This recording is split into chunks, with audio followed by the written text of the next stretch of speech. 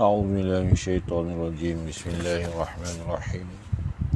الحمد لله رب العالمين والصلاة والسلام على أشرف الأنبياء والمرسلين وعلى آله وصحبه أجمعين. سبحانك لا علم لنا إلا ما علمتنا إنك أنت العليم الحكيم. رب اشرح لي صدري ويسر لي أمري واحلل عقدة من لساني يفقهوا قولي.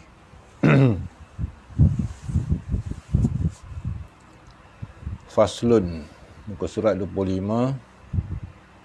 Masuk hari ni perkara tentang sembahyang Jumaat. Okey, faslun bermula sembahyang Jumaat itu fardu ain atas tiap-tiap orang yang diperoleh syarat wajibnya pada bab Jumaat. Dan demikian lagi berjemaah padanya.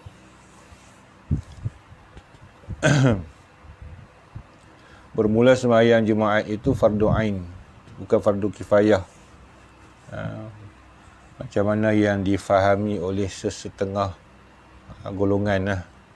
Ada sebahagian kecil daripada orang yang dia faham sembahyang Jumaat tu macam fardu kifayah. Orang lain dia jangan tak pergi 3 kali. 3 kali baru tak boleh. Kalau yang lain tu boleh, kata dia. Itu tak tepat langsung, tak betul. Sebenarnya sembahyang Jumaat ni fardu ain atas setiap mukallaf lelaki, yang ikut syarat-syarat dia lah, syarat-syarat Jumaat. Okey,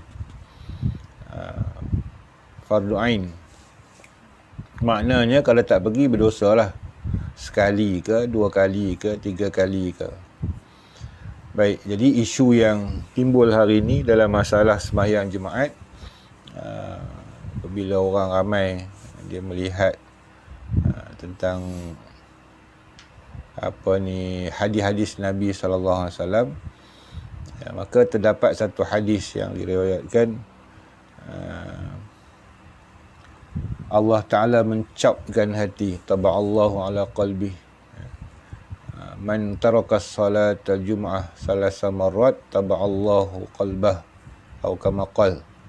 Siapa yang tinggalkan Jumaat 3 kali berturut-turut, 3 kali berturut-turut maksudnya Allah Ta'ala mencapkan hati. Jadi banyak orang mentafsirkan ayat hadis tersebut sebagai kafir. Taba' itu menecap hati, diterbalikkan hati. Maka dengan golongan yang suka mengambil dasar hadis secara zahir tadi ni, dia kata taba'a tu makna kafir. Sedangkan meninggalkan jemaat itu tak sampai kepada hukum kafir. Yang katakan salah samarat itu seolah-olah kalau dia menghalalkan tinggalkan jemaat itu kafir. Semata-mata tak pegang sembahyang jemaat tak boleh dihukum kafir lagi. Cuma disebut taba'a tu Allah cap hati sebab dia menambah maksiat. Dia merelakan duduk dalam keadaan maksiat tu, mana dicapkan hati dia, tak berubah, tak jadi baik. Sebab tinggalkan jemaat itu satu kerja yang haram. Baik. Jadi timbul sekarang ni, dia tidak ada isu yang kita katakan apabila kita terlarang untuk sembahyang jemaat, sama ada terlarang oleh kerana kerajaan kafir ke, terlarang dengan sebab kerajaan zalim ke, terlarang dengan sebab kita duduk dalam penjara ke, terlarang dengan sebab dilarang oleh kerajaan atas asbab maslahah yang kita tak tahu. Contohnya wabak sekarang ni, dia tak jatuh berdosa pun. Ada pun yang dicerita tentang ulama yang dia siap berpakaian Jumaat, tapi tak boleh dia pergi Jumaat. Penjara itu adalah rasa berdosa individu. Dia sendiri berasa bersalah kerana tak dapat pergi sembahyang Jumaat, kerana tingginya makam iman dia tu.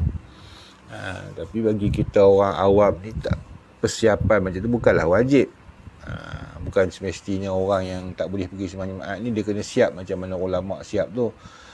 Itu adalah individu sendiri yang dia rasa bersalah dia tak boleh pergi sembahyang jemaat, takut di soal akhirat esok. Itulah menunjukkan tinggi iman dia tu.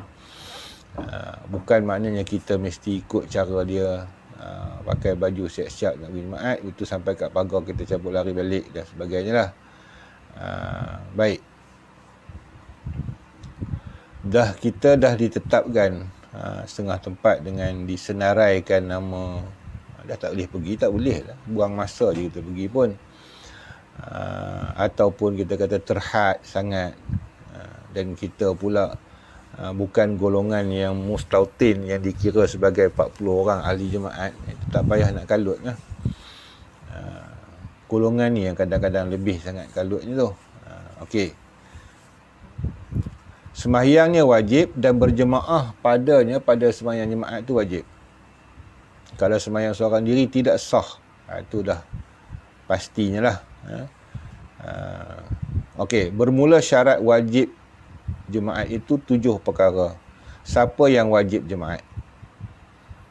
Jangan sampai akhir zaman esok ni orang yang tak wajib jemaat pulun nak pergi jemaat, orang yang wajib jemaat yang tak nak pergi jemaat. Syarat wajib jemaat itu 7 perkara. Pertama, Islam, itu confirm lah. Kedua, akil, yang berakal, orang gila tak wajib lah. Ketiganya, baligh, kanak-kanak tak wajib.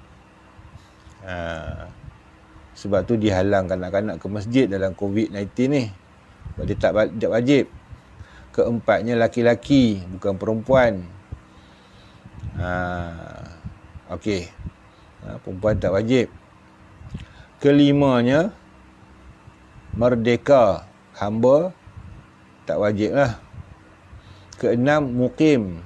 Kita dah sebut dah hari tu, bab mukim boleh rujuk balik dalam tajuk kita jamak kasar. Orang yang bermukim ni mana orang yang duduk setempat dengan tidak berniat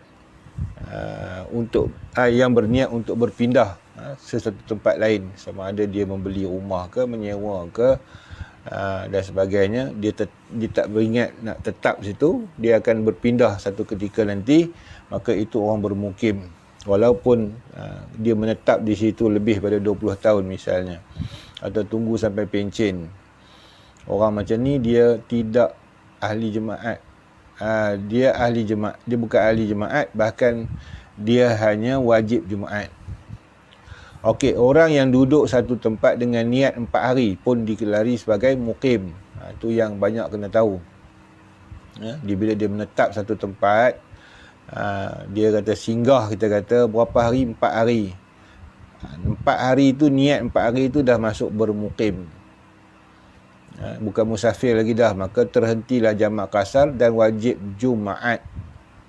Tapi tak dikira ahli jemaat. Okey, yang boleh tinggal jemaat ini musafir. Kita tegaskan lagi sekali, musafir tak wajib. Syarat musafir pula iaitu musafir pada pagi jemaat sebelum subuh. Ni banyak orang tak tahu ni.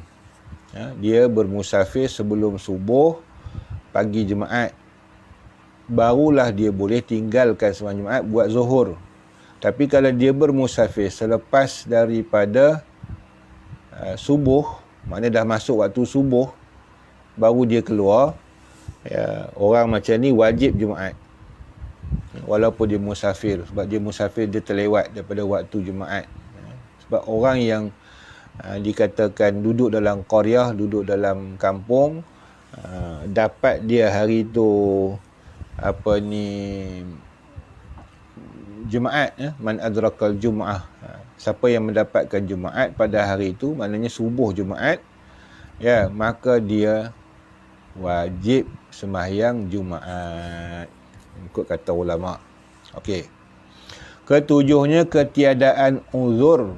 Jangan ada uzur lah. Kalau uzur, tak wajib lah sembahyang Jumaat. Okey, syarat-syarat uzur tu kena tengok dalam kitab yang besar-besar. Antara dia, yang kata uzur, dia datang sakit yang tidak boleh pergi ke masjid, mana tak ada siapa boleh bantu dia, tak ada siapa boleh tolong dia, tak ada siapa boleh pimpin dia. Ketika mana? Ketika mulalah sembahyang Jumaat, masuk waktu Jumaat, sehingga habis salam imam.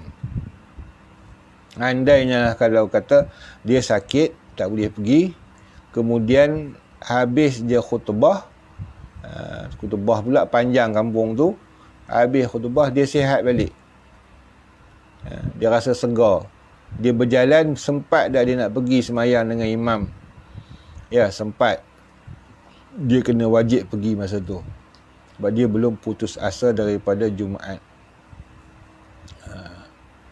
Okey. Satu lagi yang disebut dalam kaedah fiqh selalunya yang kadang-kadang terlepas pandang, sangat penting, iaitu orang yang wajib Jumaat ini, dia tidak boleh buat zuhur. Orang yang wajib Jumaat ni tak boleh buat zuhur, melainkan bagi orang yang putus asa daripada Jumaat. Tu kena faham tu. Orang yang putus asa daripada buat Jumaat. Siapa dia yang putus asa daripada buat Jumaat? Macam orang sakit tadilah, dia tak anggap boleh sembuh sampailah imam memberi salam. Dia uzur, tak boleh pergi sembahyang Jumaat, sakit. Kemudian dia anggap sakit dia tu akan berpanjangan sampailah imam memberi salam masjid lah. Maka dia boleh buat zuhur. Ni jangan celaru. Hatta ada kekeliruan, orang menghukumkan orang perempuan nak semayang zuhur hari Jumaat kena tunggu orang lelaki balik dulu daripada Jumaat. Itu salah tu. Sebab orang perempuan dia tak wajib Jumaat, maka dia boleh buat zuhur bila-bila pun, masuk waktu zuhur buatlah. Yang kena tunggu balik ni tadi adalah orang yang sengaja tinggal Jumaat, duduk rumah melepak. Jadi dia tak boleh buat zuhur. Kenapa dia tak sah buat zuhur? Kenapa haram buat zuhur? Kerana selagi mana belum putus asa untuk dapatkan Jumaat, tidak boleh dia buat zuhur. Dia masih lagi dalam kewajipan Jumaat, maka tak sah buat zuhur. Orang tu wajib pergi Jumaat. Jadi walaupun dia malas, walau dia ponting, walau dia jaga garaj, walaupun dia jaga, kita kata jadi guard, jaga atau jaga kedai, atau dia balai polis, tak kira lah, dia orang yang bukan putus asa daripada buat Jumaat. Maka orang yang macam ni, kalau dia tak pergi Jumaat, dia kena tunggu orang habis Jumaat sebab dia belum putus asa. Dan ketidakizinan dia untuk pergi Jumaat itu atas daruri atau perintah, belum melonggarkan dia untuk dia keluar Jumaat, sebab dia boleh diganti. Boleh diganti. Kecuali lah kita kata kita jaga orang sakit yang tak boleh nak ditinggalkan sedikit pun, itu termasuk daripada darurat lah. Okey. Jadi isu sekarang ni, dalam tempoh sekarang, berlakunya COVID-19, maka dilarang untuk orang untuk sembahyang Jumaat, melainkan setengah masjid dihadkan 40 orang. Setengah masjid dihadkan 12 orang. Setengah masjid dihadkan sampai penuh masjid. Itu antara 3 masjid tersebut, 3 tempat tu berbeza-beza hukum. Berbeza-beza hukum. Okey. Sama ada harus atau tidak harus kerajaan menghalang tersebut, mengikut mudarat yang mereka fahamlah. Kita tak tahu dalam bab tu. Jadi kadang-kadang kalau kita fikir dengan akal kita sendiri, kenapa ada had 12? Apa beza 12 dengan 40? Apa beza 40 dengan penuh masjid? Adakah itu relevan? Relevan ke tak relevan, dah perintah kerajaan wajib ikut. Itu satu hal. Yang kedua, mereka melihat kepada risiko. Jadi kalau berkumpul ramai, lebih penuh dalam masjid satu ketika itu berlaku penularan wabak, risiko dia berat. Kalau kata ada 200 jemaah, kebetulan seorang yang ada dalam masjid tersebut COVID, 200 tersebut kena saring, dan takut melibatkan 200 tersebut. Kemungkinan yang kontak rapat dengan dia, misalnya 5 orang terjebak dengan penularan tersebut, dia balik rumah pula 5 orang berapa pula. Jadi dia jadi risiko untuk berjangkit tu lebih pada tu lagi. Jadi sebab tu kerisauan kerajaan, dia menghalanglah untuk memenuhi masjid pada tempat-tempat yang ada kes, maka diletakkan 40 orang. 40 orang, kenapa had 40? Kerana dalam mazhab Syafi'i syarat untuk sah jemaat itu 40 orang. Kemudian bila risiko tinggi, lagi tinggi, penularannya lebih, dianggap akan tersebar cepat, maka dikurangkan dari 40 tu. Dia tak nak berkumpul ramai. 12 orang je. Okey. Kenapa dasar masjid yang dihukumkan dengan lebih kuat SOP dia berbanding dengan supermarket apa semua tu, dah banyak dah ustaz-ustaz menjawab, kan. Sebab keperluan di luar, makan minum ni darurinya lebih tinggi. Dia keperluan untuk kita makan, minum, hidup. Kalau disekat, dia akan jadi beratur panjang, sama jugalah. Kalau masjid dia tak beratur, dia masuk, dia tak ada sistem beratur. Dia masuk sekali rap, kemudian keluar balik. Jadi kan, kalau kata pusat beli belah, satu tempat dia luas dan dia tak mungkin berkumpul kecuali di kaunter. Masjid ni dia kumpul, dia dalam saf. Okey, habis. Jadi itulah sebab-sebabnya. Nanti kita tengok syarat-syarat dia. Jadi orang yang tak dibenarkan pergi masjid jemaat, dia boleh buat zuhur sebelum orang balik. Sebab dia dikatakan orang yang putus asa daripada dapat jemaat. Itu kena ingat tu. Putus asa daripada dapatkan jemaat. Orang yang putus asa daripada dapat jemaat, dia boleh buat zuhur. Itulah kaedah nak hukum. Dia kena ada kaedah, bukan main hentam je. Setengah orang dia main hentam je. Orang tak balik lagi, mana boleh. Dia faham yang tu je. Dia tak faham siapa yang boleh, siapa yang tak boleh. Okey.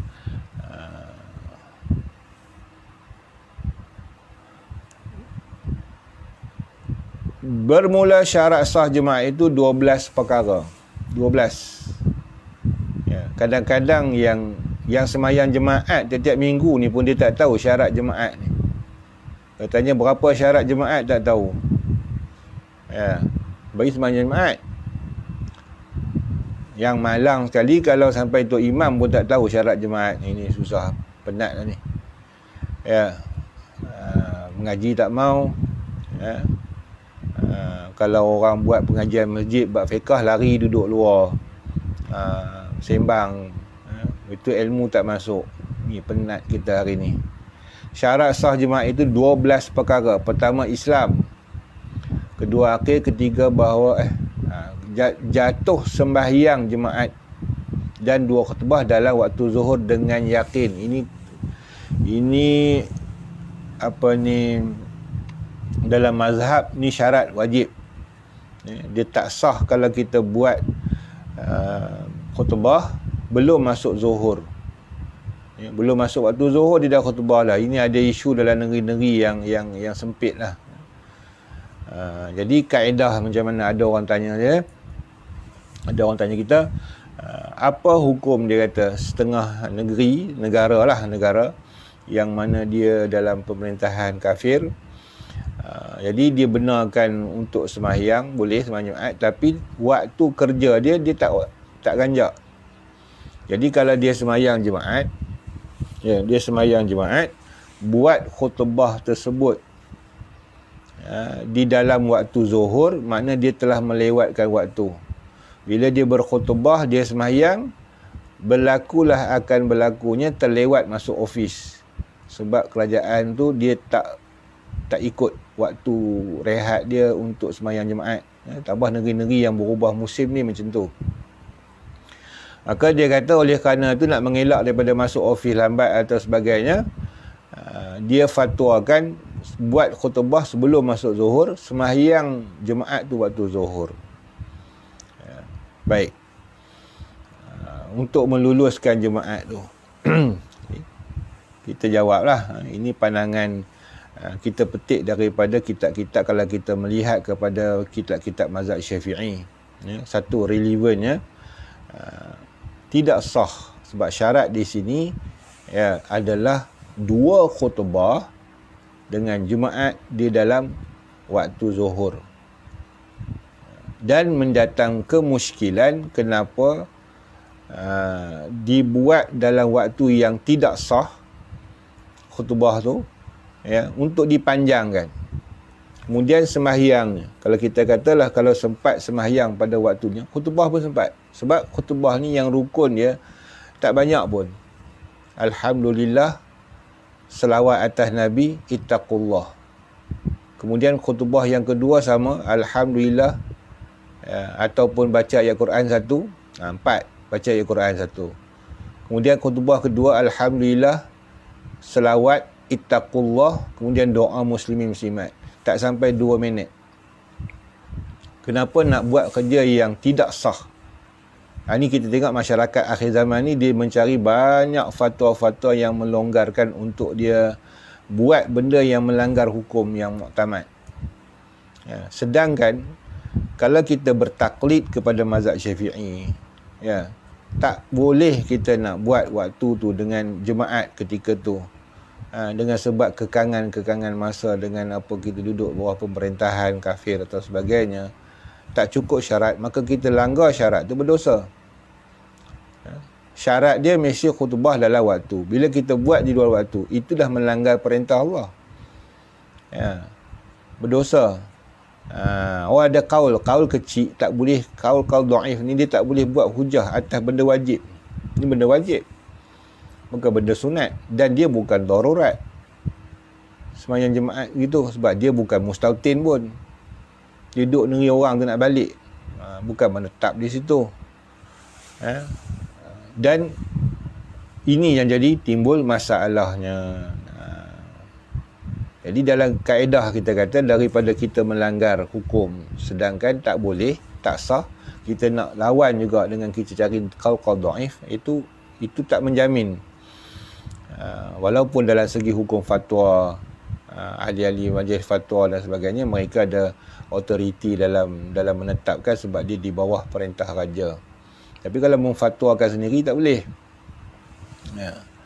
Okey. Jadi dah tak boleh. Nak buat macam mana? Tak sah. Kita tetap jawab tidak sah. Kalau ada fatwa tu terpulanglah. Keempatnya, dikerjakan dia dalam perhimpunan segala rumah-rumah negeri. Masuk rumah negeri, rumah dalam negeri tu. Rumah dalam satu kampung. Negeri tu makna kampung. Jadi tak sah sembahyang jemaat di padang. Dia bukan perhimpunan dalam bangunan. Disebut rumah tu makna bangunan, bina. Dalam bahasa Arab dia kata bina. Ni pun banyak orang tak tahu. Dia kata jemaat mesti buat dalam masjid. Itu satu kaul juga. Dia bukan mesti dalam masjid, dia mesti dalam bangunan yang masyhur. Contohnya kalau kita kata masjid, ataupun masjid tak ada surau. Kalau surau tak ada, makna dewan, musalla. Macam kita kata di mana setengah tempat masjidnya direnovate, dibuat baik pulih, kemudian tak boleh guna masjid, maka dipinjamkan dewan orang ramai, dewan bandaran misalnya.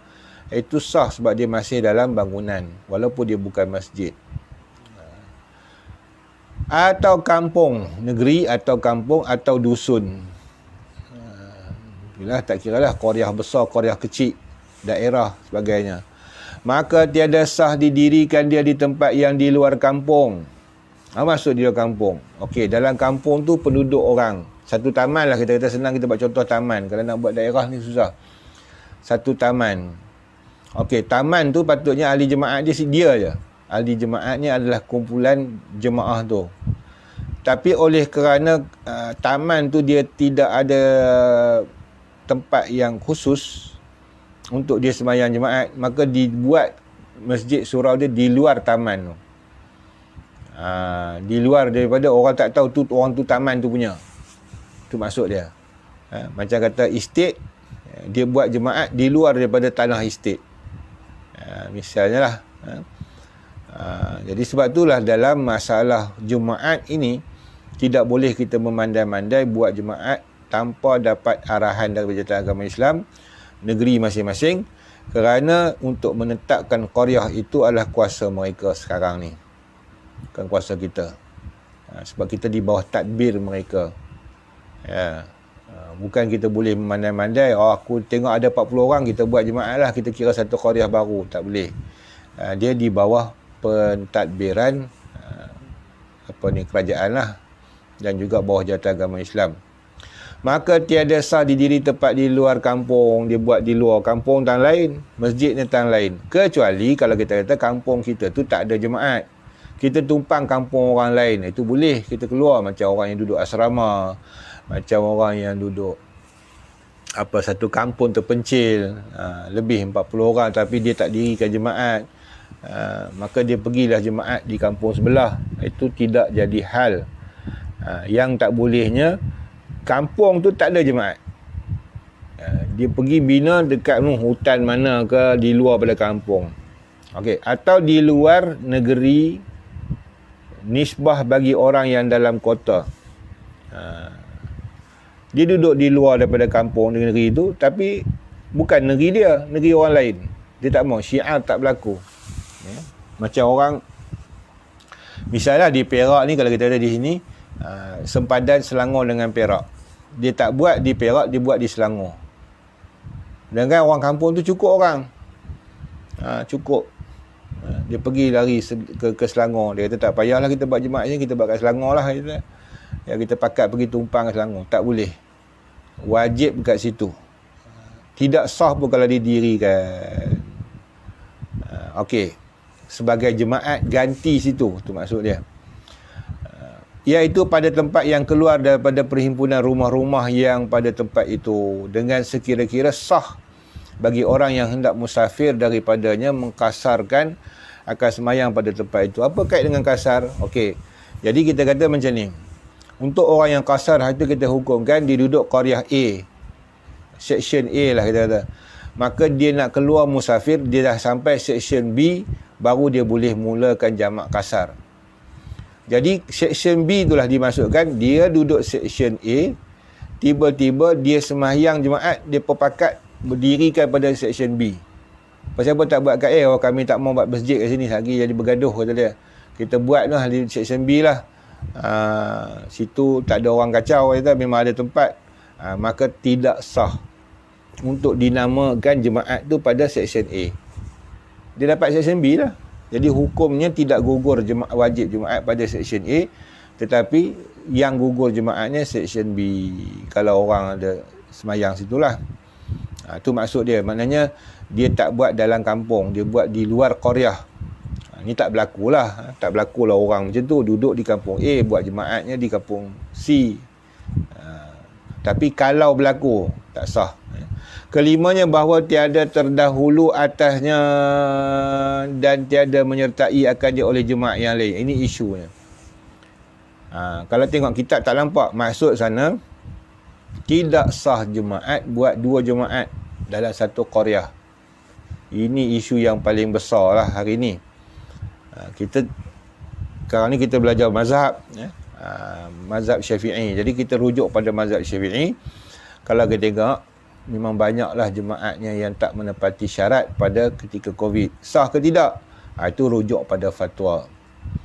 Sebab fatwa dia bukan melihat pada satu mazhab, bahkan dia melihat pada banyak mazhab. Jadi sebab tu kita tengok fatwa, kalau tengok fatwa berlungguk-lungguk macam-macam fatwa. Contohlah kita kata hari ni, semayang jemaat kita kata tadi, syarat dia adalah tidak boleh ta'adud, tidak boleh berbilang. Tidak boleh berbilang jemaat satu kampung. Sekarang ni ada dapat arahan di Perak sendiri, satu qaryah, mana-mana surau di bawah masjid qaryah tersebut boleh buat jemaat. Sekarang satu qaryah ada 3 jemaat, 4 jemaat. Kalau ikut satu qaryah, tapi dia boleh buat 3-4 jemaat. Jadi kalau ikut kaedah ni, kaedah mazhab Syafi'i, tak sah. Tak sah bukan semua tak sah. Mana masjid yang lewat, dia lewat takbiratul ihram, lambat dia takbiratul ihram jemaatnya, maka yang tu tak sah. Siapa yang dulu sah. Okey. Tapi oleh kerana dalam hukum di sini dianggap ta'adud Jumaat atau berbilang Jumaat itu boleh kerana masyaqqah. Itu ada dalam kitab fiqh Syafi'i sendiri, boleh berbilang Jumaat jika berlaku masyaqqah. Masyaqqahnya apa? Tidak mampu untuk menampung masjid tersebut jemaah yang ramai. Tak boleh. Bila tak boleh menampung masjid tersebut dengan jemaah yang ramai satu kampung, maka boleh dipecah dua, ya, dengan syarat jemaat yang satu lagi pun dihukum jemaat baru. Maknanya 40 orang juga. Dia tak boleh bilangan lebihan daripada masjid pertama tadi. Tak cukup 40 orang. Dia 40 orang juga. Dikira macam jemaat baru. Maka sebab tu dia sah. Serta khilaf aula juga tu. Sebab ada mazhab kata, mazhab yang kuat tu tak sah. Pendapat dalam mazhab Syafi'i sendiri, ada yang kata itu dah masuk darurat lah. Okey, jadi sekarang ni dalam situasi sekarang dilarang untuk berhimpun ramai dalam masjid. Itu dikatakan, dikategorikan oleh fatwa sebagai tak mampu menampung masjid tu. Dia bukan ikut ukuran, bukan ikut tapak, bukan dia ikut apa semua kelawasan masjid sebagainya, dikira tidak dibenarkan. Bila tidak dibenarkan oleh pihak kesihatan, maka tak boleh kita berhimpun dalam masjid, satu masjid, semua ahli qaryah pada hari itu. Ya, maka kalau dipecah dua boleh. Maka dengan otoriti fatwa, maka fatwa membenarkan untuk setiap surau untuk dirikan jemaat. Ya. Maka ini berlaku dalam tempoh darurat COVID-19 nya, lebih pada tu taklah. Dia takkan berlaku. Okey, yang kedua, isu di asrama dibenarkan untuk buat, itu lagi kuat dalam mazhab Syafi'i. Tak boleh ahli yang bukan muqim, orang mustautin buat jemaat. Bahkan mereka tak wajib jemaat, dia buat zuhur je. Tapi tak tahu apa dasar tuntutan sekarang ni, maka Majlis Fatwa Negeri Jabatan Agama Islam sebenarnya tidak benarkan kecuali surau tersebut ada ahli qaryah yang masuk untuk diri jemaat. Tapi ada fatwa lain yang bukan rasmi daripada Jabatan Agama Islam membenarkan untuk buat Jumaat, ya, mungkin bawah kementerian, ya, di asrama-asrama dengan dasar berpegang bukan dalam mazhab Syafi'i. Ya, bukan dalam mazhab Syafi'i. Sebab kalau mazhab Syafi'i tak boleh, dia mesti mustautin 40 orang. Ya, ataupun paling kurang 12 orang. Dia ambil pada fatwa mazhab lain yang membenarkan Jumaat walaupun orang bermukim. Jadi sebab tu dalam bab Jumaat ni rumit. Ada yang meringankan sangat, ada yang menekan strict sangat. Dia kata tak payah pergi sembahyang Jumaat, tak sah 12 orang. Ya, mazhab Syafi'i tak bagi. Ada yang melonggarkan sebab melihat fatwa mazhab-mazhab lain. Itu dah dasar fatwa. Jadi selagi mana ada fatwa yang ringan, mereka akan ambil untuk dia dijadikan jemaat. Okey. Ikut dasar Syafi'i tak sah semua tu. Ya. Itu semua tu kadang-kadang diambil daripada qaul 12 orang yang boleh buat jemaat 12 orang, itu qaul dhaif mazhab Syafi'i.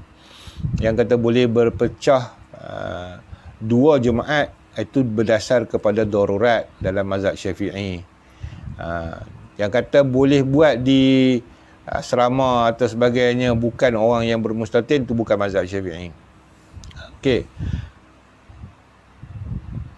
Menyertai oleh jemaat yang lain yang ada pada tempat itu.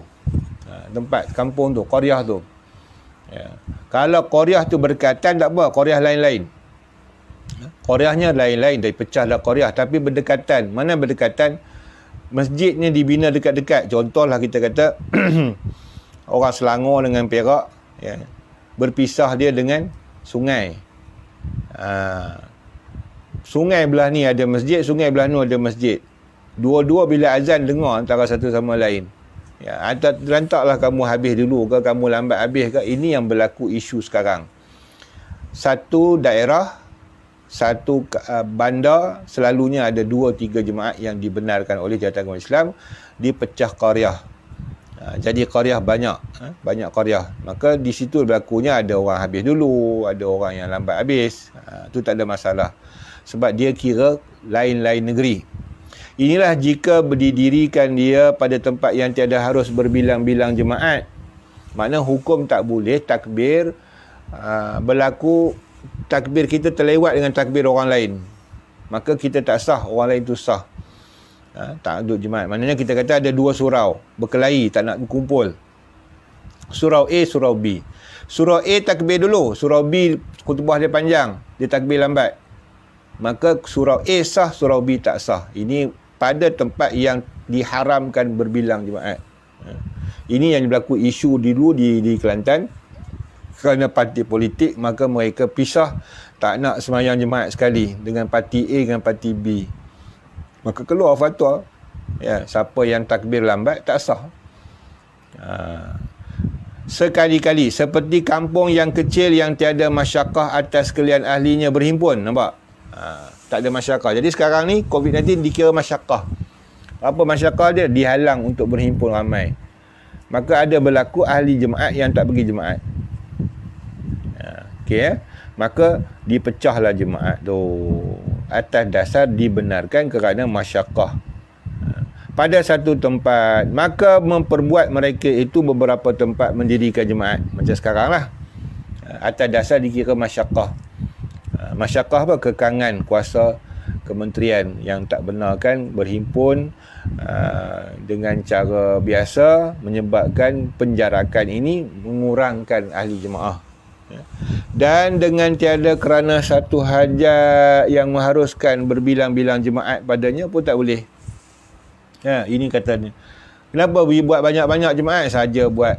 Maka di negeri Mesir misalnya, kerana dia banyak mazhab, dia ada 4 mazhab, maka setiap masjid dia tidak dikawal. Siapa nak buat mazhab dia, buatlah. Maka berlaku dalam satu qaryah, satu section kadang-kadang 5 jemaat.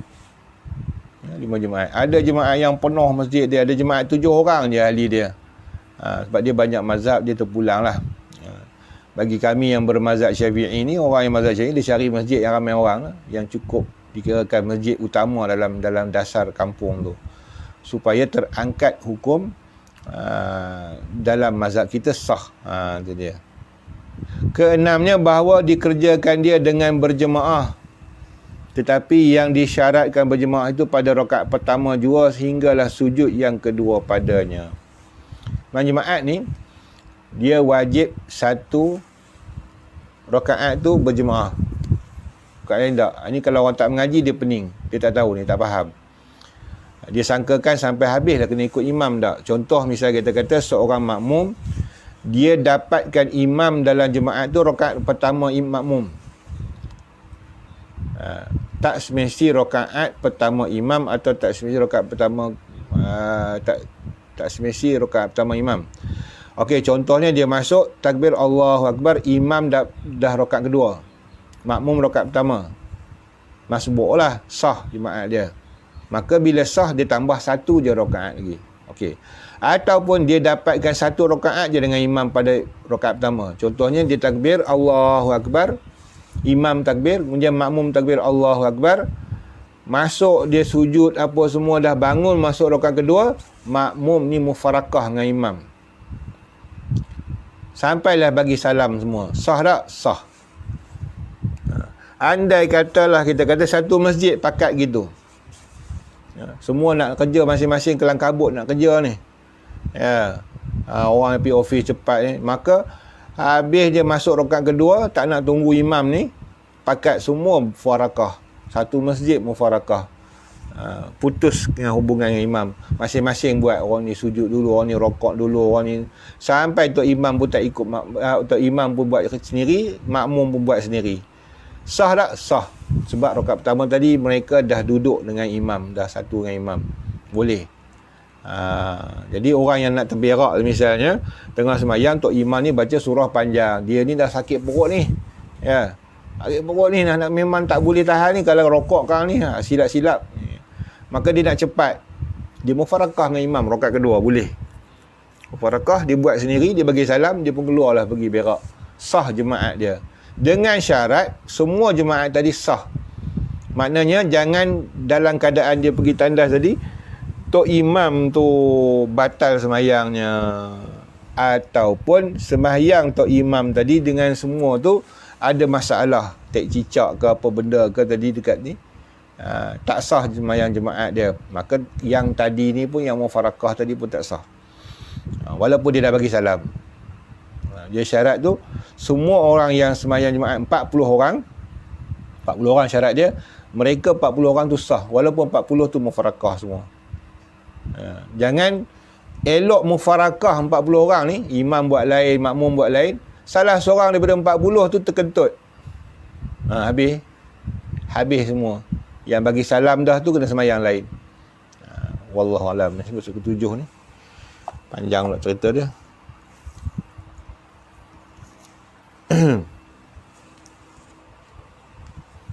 Soalan.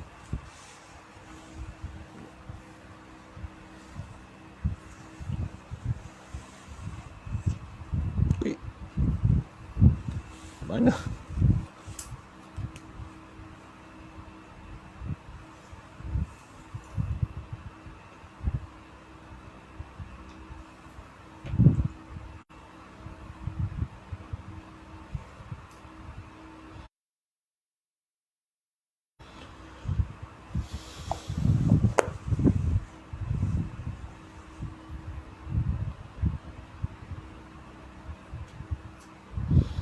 Razi Tirmizi. Assalamualaikum Ustaz. Jika selepas khutbah Jumaat imam nak memulakan solat tapi tak cukup 40 orang, adakah perlu niat solat Jumaat atau solat Zuhur? Apa hukum fardu kifayah pada ahli qaryah? Baik.